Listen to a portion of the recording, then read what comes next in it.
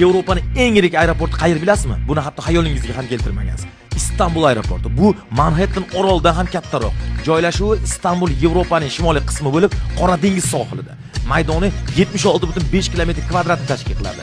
23-yilning statistikasiga ko'ra 76 milliondan ortiq yo'lovchiga xizmat ko'rsatgan. Yevropa bo'yicha birinchi o'rinda, dunyoda esa top 5 talikka kiradi.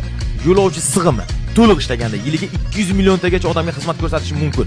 Yo'lovchi yo'nalishlari 350 tadan ortiq shaharga, 100 tadan ortiq mamlakatga, eng ko'p xalqaro yo'nalishlarga ega bo'lgan aeroport hisoblanadi. Infrastrukturasini qarang, odamzodni hayratda qoldiradi.